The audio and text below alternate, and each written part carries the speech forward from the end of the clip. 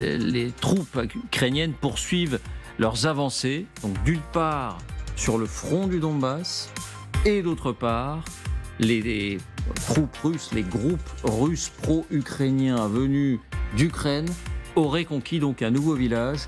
On va voir tout ça parce que c'est important de l'avoir en tête pour examiner cette très forte actualité du jour. Voici les indispensables avec Fanny Veil.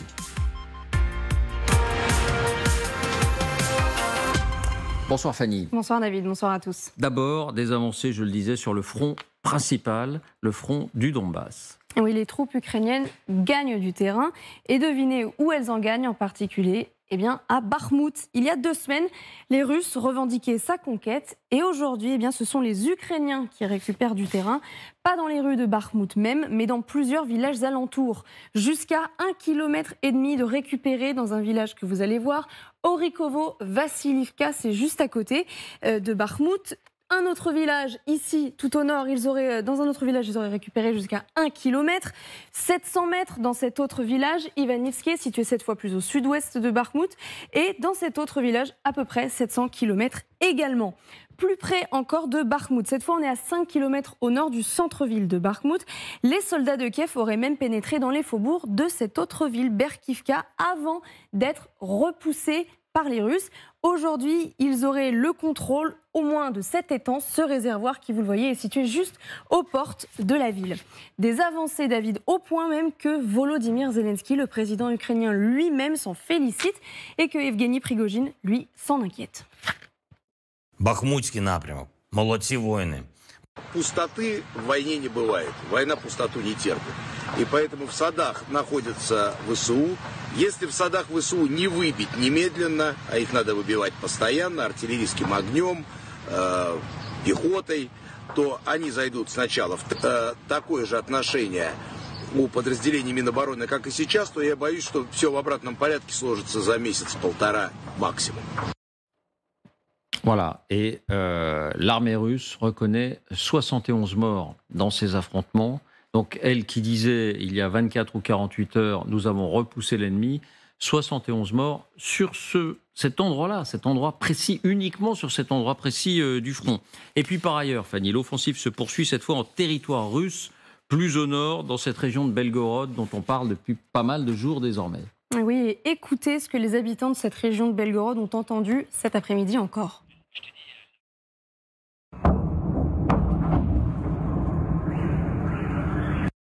Des bruits de bombardement dans le voisinage, vous l'avez entendu.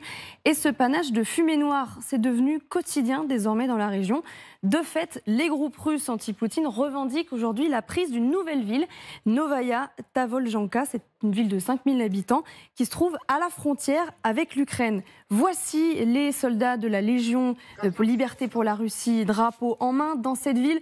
On les a vus également, vous allez le voir, avancer aux abords de cette même ville avec un char. Visiblement, l'armée régulière russe a quitté les lieux. Et puis, ils affirment avec cette vidéo à l'appui qu'ils ont éliminé un haut gradé de l'armée russe, Andrei Stezev, 53 ans. Il était colonel à la tête d'un régiment d'assaut aéroporté des forces russes. La prise de cette ville, David, a été confirmée hier soir par le gouverneur de la région. Écoutez. Сегодня мы пока туда войти не можем, зная, что около 100 человек находилось под. Le gouverneur s'est depuis ravisé.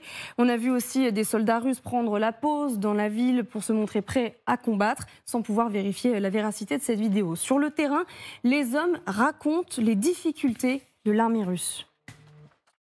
Начался сильнейший артобстрел наших позиций, вплоть до Химросов этих и Бучих.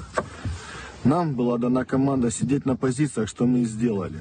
После этого, спустя пару часов, начал заходить укропы, дохуя укропов. Мы отстреливались от них и пытались дать им отпор, но их было слишком много. Мы запросили приказ на отступление, но нам дали отказ. В результате мы потеряли около 80% личного состава и вынуждены были уйти из позиций собственными силами без приказа и подкрепления.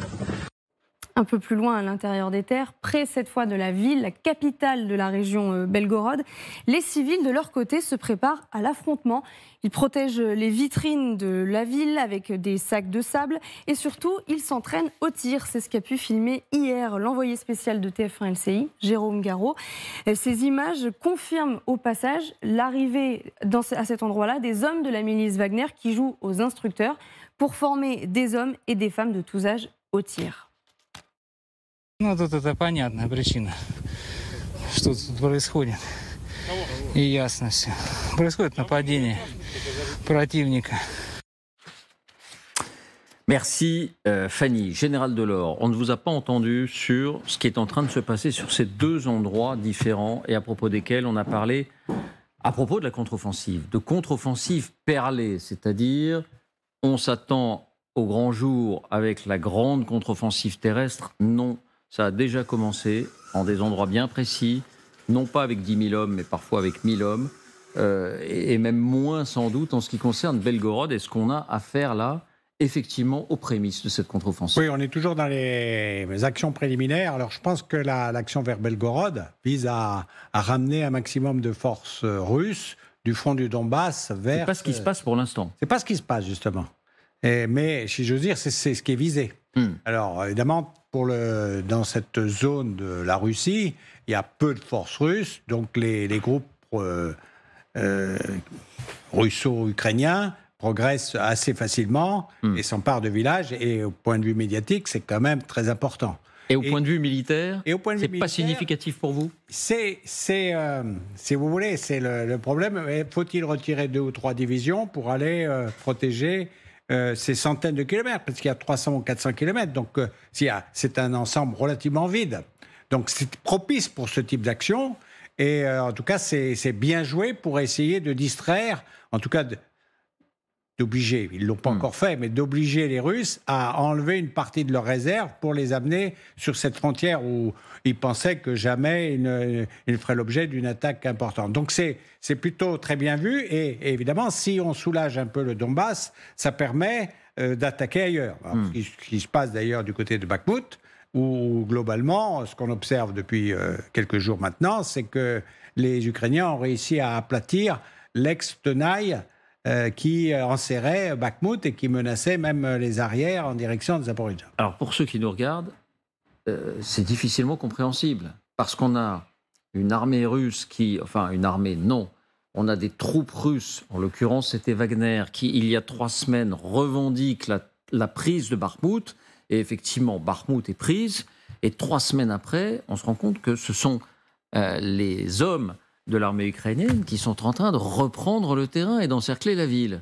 Alors, ils n'ont pas encore encerclé la ville, mais ils ont déjà aplati complètement le front. On le voit d'ailleurs, ils ont globalement aplati au nord et au sud, donc ils ne sont pas encore en position d'encercler Bakhmout. Ils avancent. Mais incontestablement, ils avancent. Donc c'est des progrès vraiment sensibles. Donc effectivement, les Ukrainiens ont raison de s'en féliciter.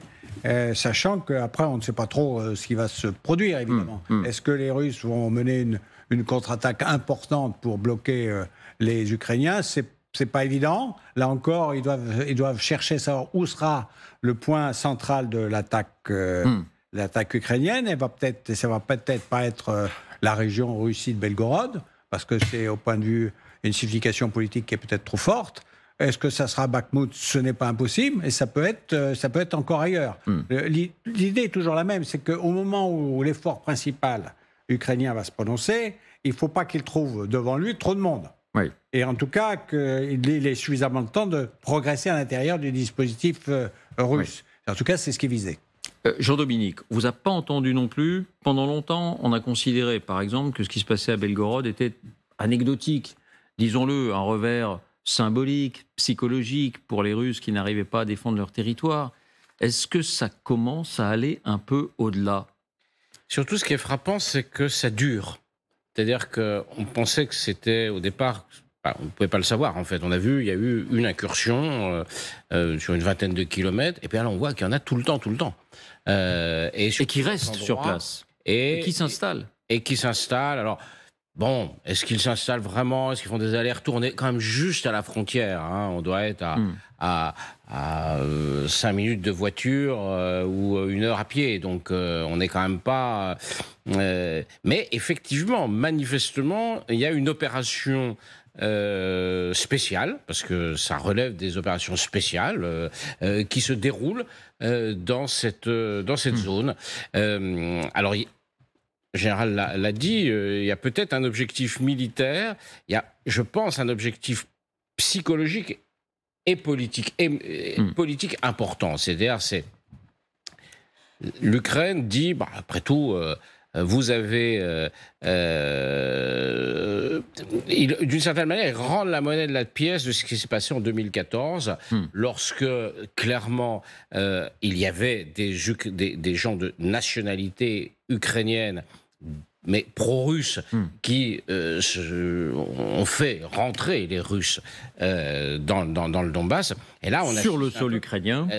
Sur le sol ukrainien. Et là, on assiste un peu à la même chose, où on voit des groupes de Russes, il y a même des Polonais maintenant, il y a sans doute, on ne sait pas exactement quelle est la composition exacte de toutes ces forces, qui mènent une opération de déstabilisation dans cette région. Je ne pense pas que militairement ça change la phase de la guerre, mais ça fait partie de la phase initiale de l'offensive ukrainienne qui est en cours. C'est totalement imprévu, mais je crois depuis le début, on l'a dit, on va avoir des surprises avec cette offensive. Et bien là, on a une surprise.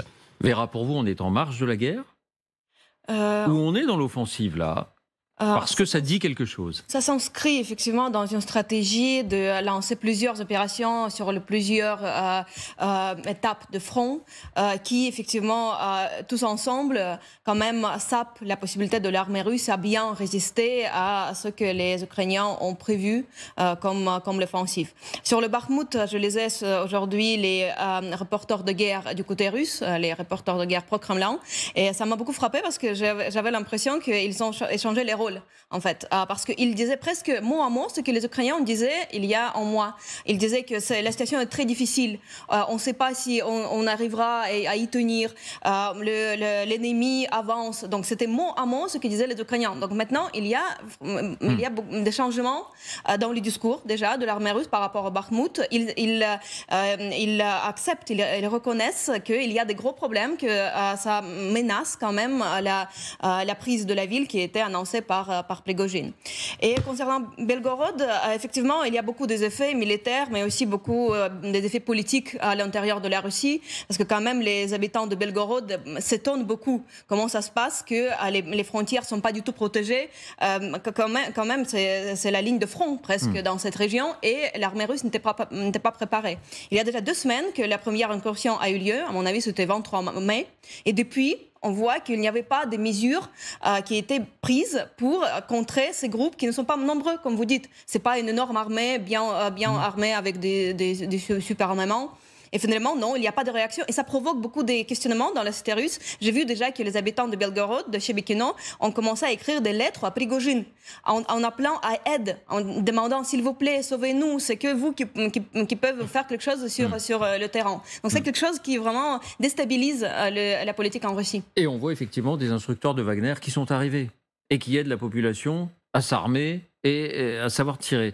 Alors, on en parle un peu ce soir encore. François, vous nous avez rejoint. Bonsoir. Bonsoir.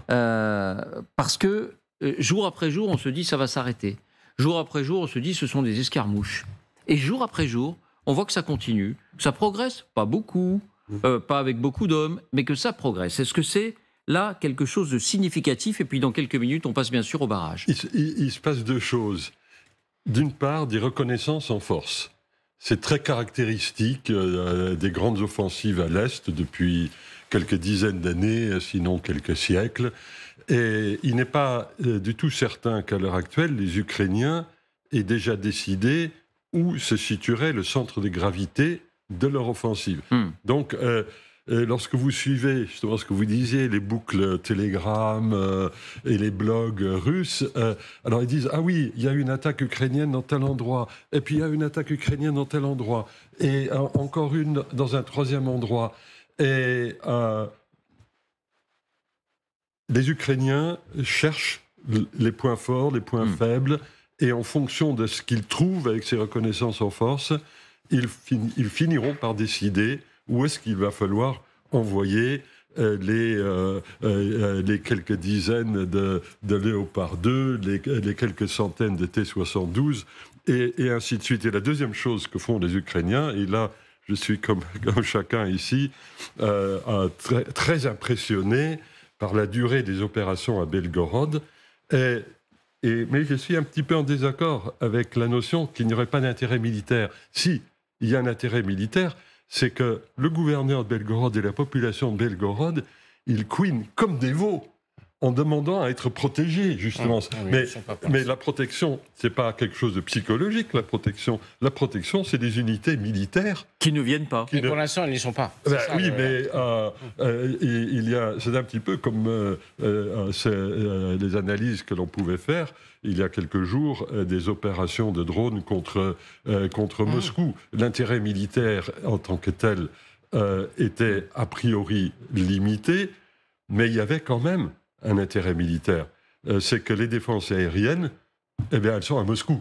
Elles ne sont pas ailleurs. Et pareil d'ailleurs, dans l'autre sens, en Ukraine, elles sont à Kiev ou à Dnipro. Elles ne sont pas dans l'espace de bataille de l'offensive qui se dessine.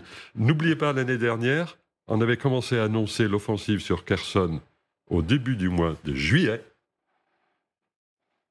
La grande offensive sur la région de Kharkiv a eu lieu à la fin du mois d'août et Kherson est tombé à la fin novembre. À la fin novembre.